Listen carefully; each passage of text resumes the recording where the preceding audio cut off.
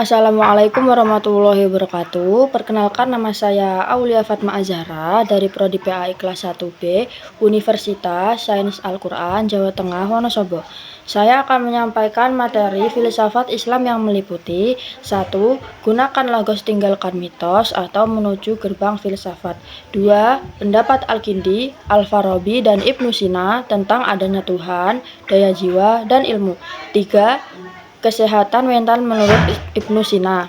Dalam filsafat, manusia diajak untuk berpikir rasional atau logos dan tidak lagi bergantung pada mitos, cerita turun-temurun, atau kepercayaan tanpa dasar akal. Logos menekankan akal, logika, dan bukti, sedangkan mitos sering berisi penjelasan yang tidak kritis dan tidak diuji kebenarannya. Dengan meninggalkan mitos dan menggunakan logos, manusia mulai mencari kebenaran melalui pemikiran yang sistematis dan kritis. Inilah yang disebut sebagai gerbang menuju filsafat, yaitu perubahan cara berpikir dari percaya begitu saja menjadi berpikir mendalam dan rasional. 1. Al-Kindi. Menurut Al-Kindi, adanya Tuhan. Al-Kindi menyatakan bahwa Tuhan adalah sebab pertama dari segala sesuatu.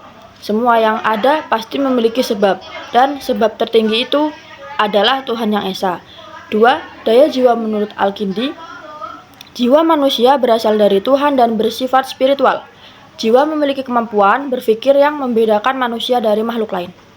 Ilmu. Menurut Al-Kindi, ilmu diperoleh melalui akal dan latihan berpikir. Semakin bersih jiwa seseorang, semakin mudah ia menerima kebenaran. Selanjutnya, Al-Farabi. Adanya Tuhan. Menurut Al-Farabi, Tuhan adalah wujud pertama dan sumber seluruh keberadaan. Segala sesuatu ada karena pancaran atau emansi dari Tuhan. Daya jiwa. Menurut Al-Farabi, jika jiwa memiliki beberapa tingkat seperti jiwa tumbuhan, hewan, dan manusia, jiwa manusia memiliki akal untuk memahami kebenaran. Ilmu. Menurut Al-Farabi, ilmu dicapai melalui akal aktif, yaitu proses berpikir yang membawa manusia pada pengetahuan sejati dan kebahagiaan. Selanjutnya, Ibnu Sina. Adanya Tuhan. Menurut Ibnu Sina, Tuhan adalah wajib al-wujud atau yang pasti ada. Keberadaan Tuhan tidak bergantung pada apapun, sedangkan makhluk bergantung kepadanya. Daya jiwa. Menurut Ibnu Sina, jiwa manusia bersifat imaterial dan tetap hidup meskipun tubuh rusak. Jiwa memiliki daya berpikir, merasa, dan mengingat. Ilmu. Ilmu menurut Ibnu Sina diperoleh melalui akal dan pengalaman, lalu disempurnakan dengan cahaya dan akal aktif. Kesimpulan singkat dari ketiga tokoh sepakat bahwa Tuhan adalah sumber segala sesuatu, jiwa adalah pusat kehidupan dan akal, dan ilmu diperoleh melalui akal yang digunakan secara benar. Perbedaannya terletak pada cara mereka menjelaskan proses hubungan antara Tuhan, jiwa, dan ilmu. Kesehatan mental. Menurut Ibnu Sina adalah keadaan seimbang antara jiwa, akal, dan tubuh. Menurutnya, gangguan mental tidak hanya berasal dari tubuh, tetapi juga dari pikiran dan perasaan.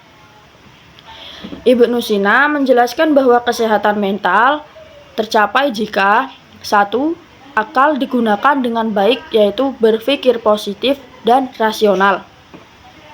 2. Emosi terkendali seperti tidak berlebihan dalam marah, sedih, atau takut. 3. Jiwa tenang karena dekat dengan nilai moral dan spiritual. 4. Tubuh sehat sebab kesehatan fisik berpengaruh pada kondisi jiwa. Ia juga menekankan bahwa penyembuhan mental bisa dilakukan melalui nasihat, dialog, pembiasaan berpikir baik, dan lingkungan yang mendukung, bukan hanya dengan obat. Dengan demikian, menurut Ibnu Sina, kesehatan mental adalah keharmonisan antara pikiran, perasaan, dan perilaku manusia.